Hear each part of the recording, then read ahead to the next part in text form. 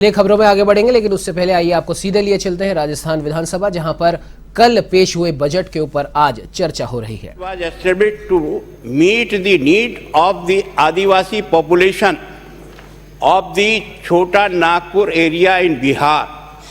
The functioning of the circuit bench was causing considerable difficulties, besides involved heavy expenditure. And object में जो पटना ने अपना जो रांची में जो बेंच स्थापित की, उसके ऑब्जेक्ट में लिखा है कि छोटा नागपुर एरिया के आदिवासी लोगों की आवश्यकता को ध्यान में रख कर के इस कोड को बनाया गया। मेरा भी आपसे यही आग्रह है, क्योंकि इस क्षेत्र की आवश्यकता को ध्यान में रखते हुए यह विषय बहुत ही संवेदनशील है। इस पर विचार करने के लिए बराबर हम लोग प्रयत्न कर रहे हैं, और इस आधार से, ये जातीय आधार से नहीं है, उस क्षेत्र की आबादी को ध्यान में रखते हुए रांची की बेंच की स्थापना 1972 में हुई है। वैसे इसमें हो सके। एक दूसरा मैं आपसे आग्रह कर रहा हूँ, ये जो आपने रेफरेंस दिया है कि गठन में स्टेट रिऑर्गेनाइजेशन एक्ट 1956 की धारा 51 के अनुसार बनाया।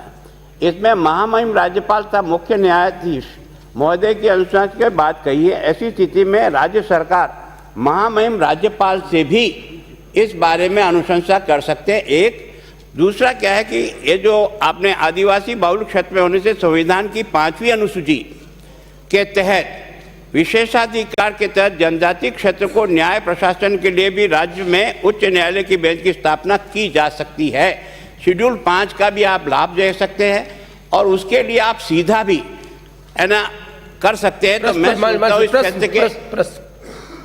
मैं इतना ही जानता हूं कि जो रांची में जो स्थापना हुई है बेंच की, उसके पीछे वहां के आदिवासी लोगों को राहत देने के लिए थी या नहीं थी, और थी तो क्या हमारे यहाँ इसको राहत देना चाहते हैं? रांची का तो सवाल आपने पूछा भी नहीं था, लेकिन मैं आपको ये बता देना चाहता हूं कि खंडपीठ एक ही जगह नहीं, कम से कम भी 22 जगह पर स्थापित की गई, और उसका प्रोसीजर यही है कि जितने भी प्रस्ताव हमारे पास आते हैं, वो प्रस्ताव आते हैं डिटेल में। उदयपुर के भी जो सारे प्रस्ताव आए, उसमें सब में जनजाति ये वो वगैरह वगैरह सब कुछ लिखा हुआ था। उन प्रस्तावों को हमने उठा करके जो है चीफ जस्टिस के पास हाई कोर्ट में भेज दिया। तो ये है कि हाई कोर्ट अगर उन प्रस्तावों को मंजूर कर देता है और राज्य सरकार को वापस भिजवाता है, तो राज्य सरकार फिर राज्यपाल महोदय को लिखता है, लिखेगी, और लिखने के बाद जो है राज्यपाल राष्ट्रपति के द्वारा राष्ट्रपति को भेजेंगे, और राष्ट्रपति के द्वारा वहाँ पर खंडपीठ की स्थापना होगी नहीं होगी ये राष्ट्रपति तय करेंगे। कुल मिलाकर प्रोसीजर ये है। अब आप सवाल ये पूछ रहे हैं कि साहब वहाँ पर आदिवासी, रांची में आदिवासी की वो थी, होगी, उसका तो हम भी क्या कर रहे हैं, ये तो महामहिम राष्ट्रपति करते हैं, और राज्यपाल जी का प्रोसीजर यही है। वहाँ के राज्यपाल ने लिखा होगा, वहाँ की राज्य सरकार ने लिखा होगा, और उसको राष्ट्रपति ने मंजूर कर दिया होगा। इतने आपके 22 हैं, महाराष्ट्र में, पश्चिम बंगाल में, तमिलनाडु में, उत्तर प्रदेश में, कर्नाटक में, बिहार में, असम में, नागालैंड में, मिजोरम में, अरुणाचल में, उड़ीसा में, मध्य प्रदेश में, केरल में, गुजरात में, दिल्ली में, हिमाचल प्रदेश वगैरह वगैरह वगैरह, ये 22 जगह हैं। 22 जगह खंडपीठ की स्थापना हुई है, लेकिन राजस्थान में नहीं हो रही, और आज से नहीं है। जहाँ तक इस बात का सवाल है कि आपने ये भी पूछा है कि क्या प्रयास किए राज्य सरकार ने, मैं आपको बता देना चाहता हूँ। राज्य सरकार ने जो लिखा, उस पर 10 फरवरी 1997, 16 अप्रैल 2009 और 22 जुलाई 2009 इसको ही वहाँ के रजिस्ट्रार जनरल ने चिट्ठी लिख करके राज्य सरकार को बता दिया कि तीन बार हम 3 अलग अलग चीफ जस्टिस से रिक्वेस्ट कर चुके। वो उनका आपके जितने भी पत्र थे राज्य सरकार के, जो फॉरवर्ड किए गए ज्ञापन जो भी आए थे राज्य सरकार को, जो मिले थे उनको फॉरवर्ड किए गए, उनको सबको दिखा चुके, और उन्होंने इसको कतई अस्वीकार कर दिया। इस अस्वीकार करने के बाद भी राज्य सरकार ने एक नहीं,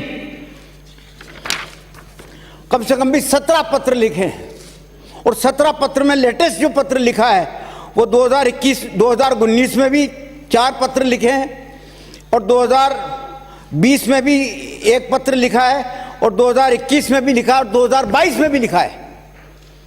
इतने प्रयास करने के बावजूद भी अगर चीफ जस्टिस इस बात के लिए तैयार नहीं होते और वो राज्य सरकार को वापस नहीं लिखते तो राज्य सरकार भी असक्षम है, कुछ नहीं कर सकती। एक मिनट, मैं आपको सबमिट माननीय मंत्री जी, जो कटारिया जी ने प्रश्न पूछा उसमें एक बात है कि कॉन्स्टिट्यूशन में गवर्नर को अधिकार है, क्या सरकार गवर्नर के माध्यम से, जिसमें शेड्यूल में कॉन्स्टिट्यूशन में अधिकार है, उसमें गवर्नर के माध्यम से राष्ट्रपति को लिखने की कार्रवाई करेगी? ऐसा नहीं है साहब, मोटी बात यह कि हमें चीफ जस्टिस को लिखना पड़ता है और चीफ जस्टिस अगर प्रस्ताव को मंजूर कर लेते हैं, परामर्श को मंजूर कर लेते हैं, तो हम जो है राज्यपाल के पास भेजते हैं। प्रोसीजर यही है। माननीय मंत्री, मैं एक सिंपल कह रहा हूं मैं कि एक बार प्लीज आप बैठे एक second. Suo motu governor can write as per the provision of the constitution. Constitution में गवर्नर को यह अधिकार दे रखे हैं कि शेड्यूल एरिया के अंतर्गत वो अपनी बात को कर सकता है। क्या सरकार गवर्नर से कहेगी कि वो चीफ जस्टिस को लिख के इसका उपयोग लेने का उपयोग ले? That's the question. जो रिहेबिलिटेशन, ये आपका एक्ट है, द स्टेट रीऑर्गेनाइजेशन एक्ट 1956 की धारा 51, उसमें ये प्रोविजन नहीं है। उसमें तो प्रोविजन सीधा ये है कि राज्य सरकार जो है वो लिखेगी बाकायदा चीफ जस्टिस साहब के पास। चीफ जस्टिस अगर परामर्श करते हैं तो जाकर के हम जो है राज्यपाल जी के पास जा सकते हैं। नहीं मंत्री जी, प्लीज, आप सरकार का जो रीऑर्गेनाइजेशन एक्ट का प्रोविजन कोट कर रहे हैं, that is normal procedure for government, but constitution में गवर्नर को अधिकार दिए हुए हैं। कॉन्स्टिट्यूशन में गवर्नर को अधिकार दे रखे हैं कि शेड्यूल एरिया के अंतर्गत वो सू मोटो बिना गवर्नमेंट के रिकमेंडेशन के भी कुछ एक्शन ले सकता है। क्या इस पॉसिबिलिटी को एक्सप्लोर करेंगे? That's all. एग्जामिन करवा लेंगे साहब। अगला प्रश्न श्री भरत सिंह कुंदनपुर। अगला प्रश्न श्री ज्ञानचंद पारक। प्रश्न संख्या 89। माननीय अध्यक्ष महोदय, आपके माध्यम से माननीय सदस्य को बताना चाहता हूं, खंड 1, पाली जिले में 1 जनवरी 2018 से 31 दिसंबर 2021 तक राजस्थान राज्य क्रीड़ा परिषद के स्थायी प्रशिक्षक एवं संविदा पर प्लेसमेंट एजेंसी के माध्यम से अल्पकालीन खेल प्रशिक्षक उपलब्ध करवाकर प्रशिक्षण दिया गया है, जिसका विवरण निम्नानुसार है। लहरीदास वैष्णव फुटबॉल स्थायी प्रशिक्षक, अमित कुमार जिम्नास्टिक स्थायी प्रशिक्षक 11/9/2018 से 17/8/2021 तक पाली में। अशोक कुमार अल्पकालीन प्रशिक्षक जिम्नास्टिक जनवरी 2018 से दिसंबर 2018 तक।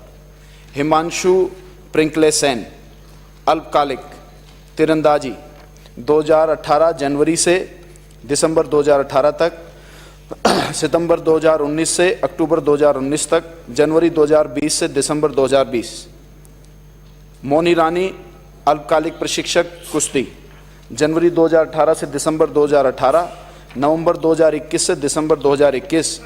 विजय चौधरी अल्पकालिक प्रशिक्षक बॉक्सिंग जनवरी 18 से दिसंबर 18। पीयूष वैष्णव अल्पकालिक प्रशिक्षक बैडमिंटन जनवरी 18 से दिसंबर 18, मार्च 20 से जुलाई 20 और दिसंबर 20 तक।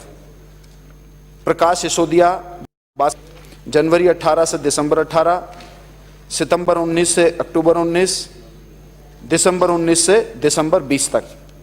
विनोद कुमार अल्पकालीन प्रशिक्षक हैंडबॉल जनवरी 18 से दिसंबर 18। स्थायी प्रशिक्षकों को राज्य सरकार की निर्धारित पे स्केल के अनुसार मासिक वेतन का भुगतान किया जा रहा है। श्री लहरीदास वैष्णव को पे स्केल L12, श्री अमित कुमार को पे स्केल L10 के अनुसार मासिक भुगतान किया जा रहा है। वर्तमान में भुगतान हेतु कोई राशि शेष नहीं है। मैन पावर संस्था द्वारा पाली जिला मुख्यालय पर राष्ट्रीय स्तर के खिलाड़ियों को प्रशिक्षण कार्य हेतु उपलब्ध कराया गया है, जिन्हें 15,000 प्रतिमाह मानदेय नियत है। पाली जिले में अल्पकालिक खेल प्रशिक्षकों मानदेय हेतु परिषद द्वारा मैन पावर संस्था को किए गए भुगतान का विवरण 1 जनवरी 18 से 31 दिसंबर 21 तक परिशिष्ट कै पर संलग्न है। खंड 3, संवेदक संस्था द्वारा प्रशिक्षकों को भुगतान किए जाने के उपरांत क्रीड़ा परिषद में बिल प्रस्तुत किए जाते हैं, जिसकी उपस्थिति के आधार पर राजस्थान क्रीड़ा परिषद द्वारा संवेदक संस्था को पुनर्भरण किया जाता है। वर्तमान में खेल प्रशिक्षकों को कोई बकाया राशि देय नहीं है। माननीय मंत्री महोदय, आपने जो पैरा 2 में उत्तर दिया है कि परिषद ने मैन पावर संस्था को पेमेंट कर दिया, पर मैन पावर संस्था ने उस प्रशिक्षक को पेमेंट किया कि नहीं किया, थोड़ा उसकी जानकारी प्राप्त कर लें। और वैसे आपने पैरा संख्या 3 में उत्तर दिया है कि संवेदक संस्था द्वारा प्रशिक्षक को भुगतान किए जाने के बाद उसके द्वारा जो बिल प्रस्तुत किए जाते हैं तो ही उसको भुगतान किया जाता है। उसने आपको बिल प्रस्तुत कर दिए लेकिन उसने भुगतान नहीं किया उन अस्थायी खेल प्रशिक्षकों का, तो क्या आप उस मैन पावर संस्था के विरुद्ध भी कार्रवाई करेंगे कि आपको उसने फर्जी बिल पेश कर दिए? तीसरा, वर्तमान में आपके कितने खेल प्रशिक्षक कार्यरत हैं? ये जो आपके 5-6 साल से खेल प्रशिक्षक कार्य कर रहे थे, आपकी सरकार आती है आपने उनको हटा दिया, क्या आप इनको कंटिन्यू करेंगे और वापस काम पे लगाएंगे? इन बातों का जवाब दे दो आप। माननीय अध्यक्ष महोदय, पाली से आने वाले माननीय सदस्य ने पूछा कि संस्था को भुगतान किया गया, क्या उसने प्रशिक्षक को दिया कि नहीं दिया। पहला तो मैंने खंड 3 में जवाब दिया है कि भुगतान किए जाने के उपरांत ही क्रीड़ा परिषद में बिल प्रस्तुत किए जाते हैं। यदि कोई उसके अंदर खोट है, कोई बेईमानी है और कोई शिकायत करेगा तो उसकी पूरी तरीके से जांच होगी। यदि कोई दोषी होगा तो उसके खिलाफ हम कार्रवाई करेंगे, पहली बात। लेकिन अभी तक ऐसी कोई शिकायत आई नहीं है। उत्तर नहीं सुनना, मंत्री बोल रहे हैं, क्या सोचते हैं आप, सीनियर आदमी आप? आई नहीं है, यदि आएगी तो उसके खिलाफ कार्रवाई कर देंगे, पर जब तक शिकायत नहीं आएगी तब तक। आपने पूछा कि पूर्व में जो प्रशिक्षक लगे हुए थे उनको बीच में हटाया गया, क्या उन्हें वापस लगाने की मानसिकता रखती है सरकार की? नहीं। माननीय अध्यक्ष महोदय, आपके माध्यम से माननीय सदस्य को बताना चाहता हूं कि 2020 में जो कोरोना काल आया उसके बाद 7 महीने तक गाइडलाइन रही कि स्टेडियम चालू नहीं हो सके। 3 बार प्रतिबंध हुआ लगातार, 2 महीने काम चलता है, फिर एक लहर आती है, ऐसे प्रतिबंध हो जाते हैं कि लोग इकट्ठे नहीं हो सकते, प्रशिक्षण के लिए खिलाड़ियों को, बच्चों को एकत्रित नहीं किया जा सकता। उसके कारण बीच बीच में काफी समस्याएं रही, लेकिन आज की तारीख में भी जब से वापस से ये सारी सीमाएं हटी हैं, 287 प्रशिक्षक राजस्थान में लागू हैं। पाली में 4, 2 परमानेंट और 2 टेम्पररी वापस चालू हो गए हैं। राज्य सरकार की मंशा है कि इसको बढ़ाकर 500 प्रशिक्षक तक पूरे राजस्थान में किया जाए।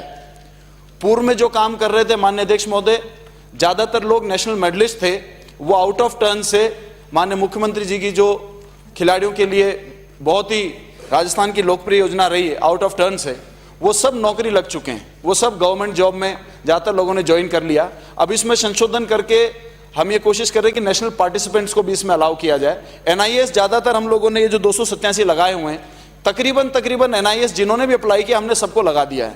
आगे भी यदि कोई कोच अप्लाई करेगा तो हमें कोई हर्ज नहीं उसको लगाने में। हम चाहते हैं कि खेल सुविधाओं में प्रशिक्षण बढ़े। माननीय अध्यक्ष महोदय, मैं आपसे माननीय मंत्री महोदय को, आपने कहा शिकायत नहीं आई, मैं आपको जानकारी दे रहा हूं, सदन से दे रहा हूं जानकारी आपकी। वो शिकायत करे नहीं करे, उसने कितनी बार की, ये विषय नहीं है। हिमांशु है, उसको अप्रैल 2020 से भुगतान नहीं हुआ। जब उन्होंने कह दिया है आप शिकायत करो, कार्रवाई होगी। अब इसको असेंबली में डिस्कस करें।